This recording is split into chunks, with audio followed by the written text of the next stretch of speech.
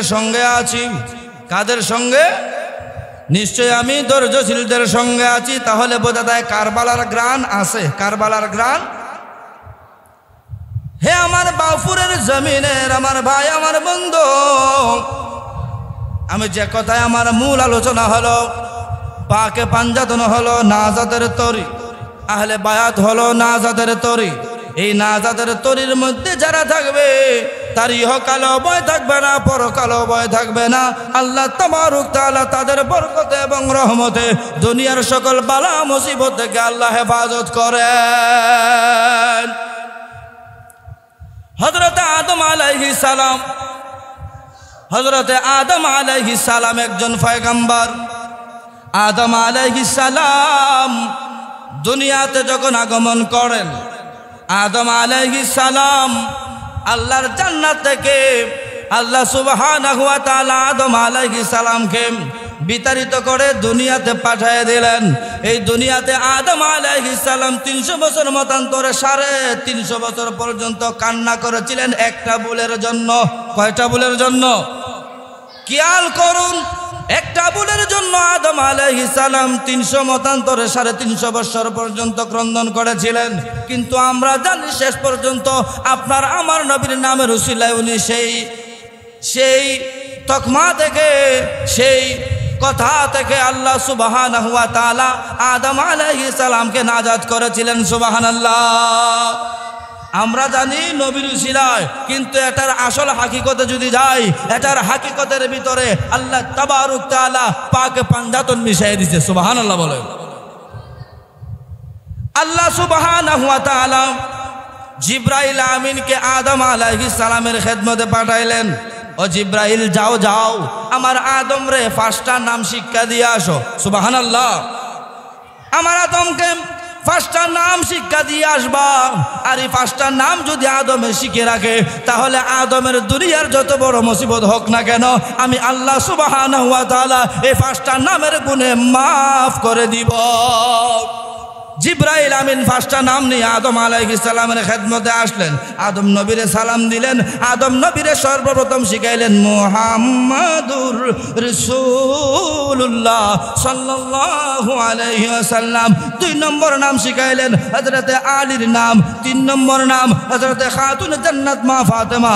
আর 4 নম্বর নাম হচ্ছে ইমামে হাসান। 5 নম্বর নাম হচ্ছে ইমামে হুসাইন। ও জিবরাইল, এই 5টা নাম আদমকে যখন শিক্ষা দিয়ে আসবা, আর আদমের কানে কানে বলে আসবা, আদম যদি দুনিয়াতে কোনো বড় মহা মুসিবতে পড়ে, আমি আল্লাহ এই 5টা নামের দোহাই যখন দিব, আমি আল্লাহ সুবহানাহু ওয়া তাআলা এই পাকে পাঞ্জাতনের 5টা নামের উসিলায় তারে মাফ করে দিব। সুবহানাল্লাহ বলতেন না? এই জন্য ফাতালাক্কা আদামা, আল্লাহ সুবহানাহু ওয়া তাআলা আদম আলাইহিস সালামকে 5টা নাম জিবরাইলের মাধ্যমে শিখাইলেন। আমার নবীর নামও সাথে সাথে দিলেন। এই পাকে পাঞ্জাতনের নাম স্মরণ করার কারণে 350 বছর পর্যন্ত আল্লাহর ইমতিহান থেকে এক ঝলকে, এক মুহূর্তের ভিতরে আল্লাহ এই পাকে পাঞ্জাতনের নাম উসিলা দেওয়ার কারণে আল্লাহ তাকে ক্ষমা করে দিয়েছেন। পরে সুবহানাল্লাহ। তাহলে এই পাকে পাঞ্জাতনের নামের মর্যাদা কম না বেশি? জোরে বলেন না, কম না বেশি? 350 বছর পর্যন্ত আল্লাহ আদম আলাইহিস সালামকে ইমতিহান করাইলেন। এই শাস্তি কম না বেশি? বুঝেন নাই? কম না বেশি? এবার পরের দিকে চলে যাই। আমার আলোচনা ওই জায়গায় নাজাতের তরি, দুনিয়ার বালা মুসিবত থেকে হেফাজতের তরি হচ্ছেন পাকে পাঞ্জাতন। সুবহানাল্লাহ বলেন। এবার যাই নূহ নবীর দিকে। কার দিকে যাব? আদম নবী তো বাঁচলেন পাকে পাঞ্জাতনের নামে দোহাই দিয়া 350 বছর পর্যন্ত ইমতিহান পাইয়া। এবার হযরতে নূহ আলাইহিস সালাম, কি আলাইহিস সালাম? নূহ আলাইহিস সালামের ইমতিহান এমন একটা ইমতিহান ছিল, মহাপ্লাবন হয়ে গেল। কি হয়ে গেল?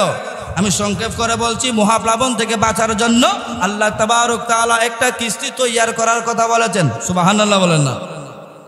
কিস্তি মানে নৌকা। এবার নৌকা বানাইতে কাঠের প্রয়োজন আছে না নাই? আল্লাহ সুবহানাহু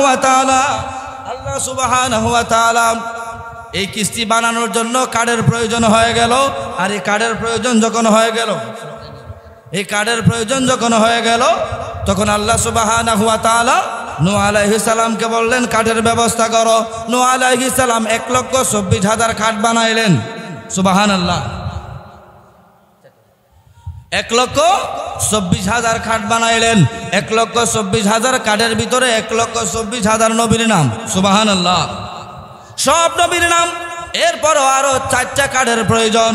কয়টা কাঠের প্রয়োজন? 4টা কাঠের প্রয়োজন। এই 4টা কাঠের যখন প্রয়োজন হইল তখন আল্লাহ সুবহানাহু ওয়া তাআলা বলেন, হযরতে নূহ তুমি আরো 4টা কাঠ সংগ্রহ করো, এই 4টা কাঠের ভিতরে 4টা নাম লিখবা। সুবহানাল্লাহ বলতেন না?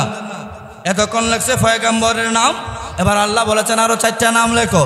এবার এই 4টা তক্তার ভিতরে হযরতে নূহ আলাইহিস সালাম 4টা তক্তা জোগাড় করলেন। এটা বড় হিস্টোরি, আমি সংক্ষেপ করে বলছি। এই 4টা কাঠের ভিতরে লিখলেন হযরতে আবু বকর, হযরতে ওসমান, হযরতে ওমর ফারুক আজম, হযরতে মাওলানা আলী। সুবহানাল্লাহ, হযরতে মাওলানা। এই পরিপূর্ণ হয়ে গেল নূহ নবীর তক্তা। এই সমস্ত তক্তা দিয়ে সুন্দর করে কিস্তি বানানো হইল।